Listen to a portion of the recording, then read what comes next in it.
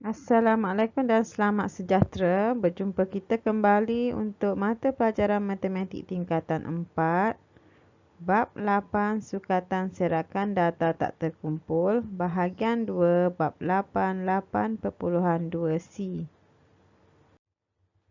8.2 sukatan serakan. Kita akan mempelajari untuk 8.2c, iaitu bagaimanakah anda membina dan mentafsir plot kotak bagi suatu set data tak terkumpul.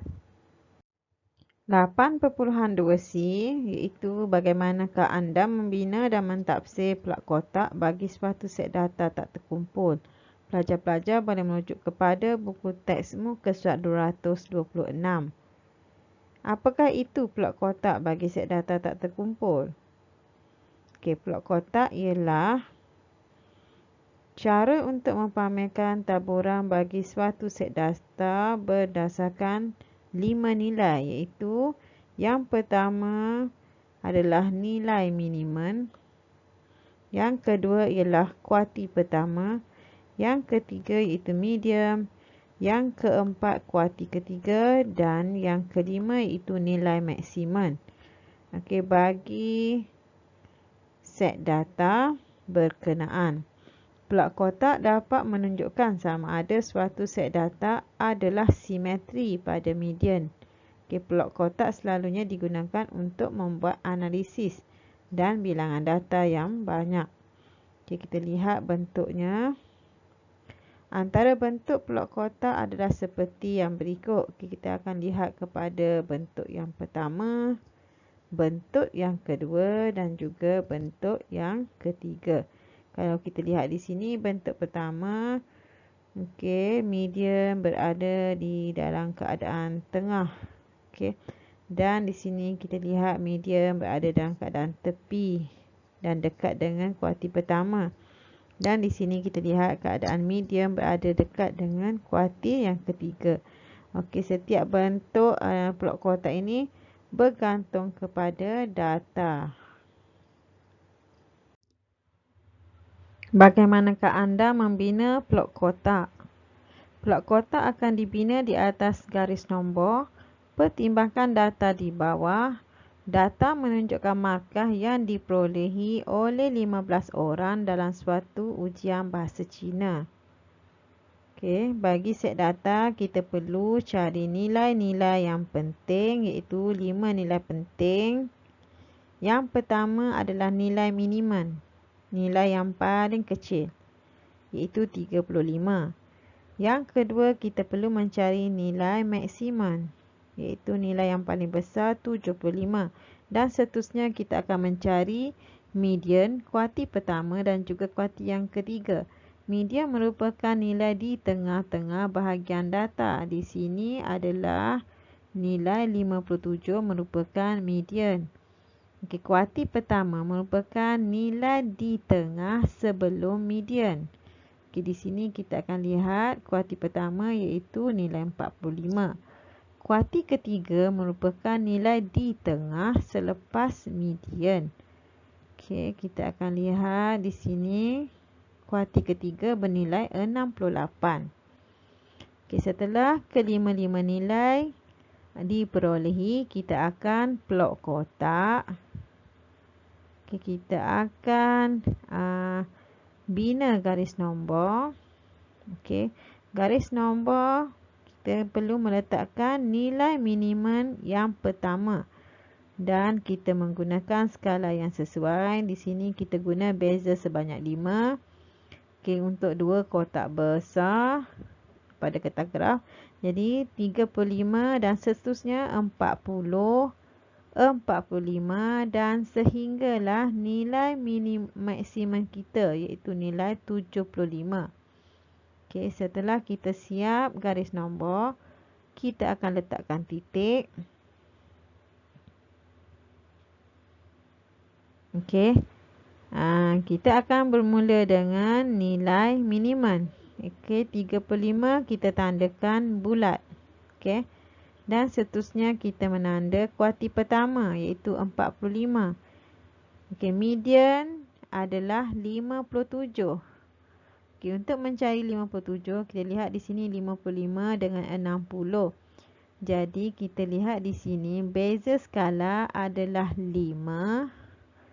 Okey. Jadi 5. Okey. Dan kita lihat kepada petak. Petak adalah 10. Jadi kita akan bahagikan dengan 10. Kita akan perolehi iaitu 0.5. Okey. Bagi setiap kotak. Satu kotak. Okey. Jadi bila di sini adalah 0.5 untuk satu kotak, maka dua kotak akan mewakili 1. Sebab 0.5 tambah 0.5 akan jadi 1. Okey, jadi setiap dua kotak kecil mewakili 1. Jadi di sini ada 56 dan seterusnya dua kotak kecil mewakili 1. Okey. Jadi menunjukkan 57 berada di sini. Okey, dan kita tandakan bulat. Seterusnya kita tandakan kuarti ketiga iaitu bernilai 68. Jadi dua kotak mewakili 1. Okey, jadi di sini 66, 67, okey, 68 dan kita tandakan bulat. Okey, di sini. Okey, dan seterusnya nilai maksimum adalah 75. Okey, setelah selesai menanda, kita akan bina kotak di antara kuarti pertama dengan kuarti ketiga. Jadi kita kena imbangkan. Okey, kalau di sini kita akan ambil 3 petak di atas dan di bawah perlu ambil 3 petak dan kita gunakan pembaris dan kita garis. Okey. Dan sama di kuarti ketiga pun kita akan ambil 3 petak ke atas dan 3 petak ke bawah dan kita sambung, kita ambil pembaris. Okey, kita gariskan berbentuk kotak. Okey, untuk median kita tandakan dengan garisan tegak. Dan seterusnya kita akan sambungkan nilai minimum kepada kuarti pertama dan kita sambungkan nilai maksimum kepada kuarti ketiga. Jadi plot kotak kita telah siap. Seterusnya kita mentafsir plot kotak. Pelajar-pelajar boleh merujuk kepada buku teks muka surat 227. Okay, kita lihat kepada plot kotak yang telah diberi. Okay, bagi setiap plot kotak kita nyatakan median. Okay, seterusnya kuarti pertama, kuarti ketiga, julat antara kuartil, nilai minimum, nilai maksimum dan juga julat. Okay, di sini kita akan lihat kepada penyelesaian. Okay, untuk median, yang pertama median. Median adalah nilai yang berada di tengah di sini. Okay, kita lihat kepada skala. Okay. Kita lihat di sini 50 dengan 60 bezanya adalah sebanyak 10. Jadi kita akan buat 10. Kita bahagikan dengan bilangan kotak. Di sini kita lihat kotaknya adalah 1, 2, 3, 4, 5. Jadi kita bahagikan dengan 5. Okey, kita akan dapat 2. Okey, jadi bermaksud satu kotak kecil bernilai 2. Okey, jadi median kita di sini. Bermaksud nilainya adalah 52. Okey, serta bahagian median. Seterusnya kita akan cari yang kedua iaitu kuartil yang pertama. Kuartil yang pertama berada di tengah sebelum median. Jadi di sini. Okey, kita akan lihat di sini kotaknya diwakili oleh 2 kotak 2,5. Jadi 32, 34. Okey, dan di sini ada 35. Jadi kuarti pertama bernilai 35. Okey. Settle bahagian kuarti pertama. Okey, mencari nilai kuarti ketiga. Okey, berada di tengah. Okey, selepas median. Okey, di sini. Jadi kita akan lihat ia berada pada 62, 64 di sini. Okey, jadi nilainya adalah 64.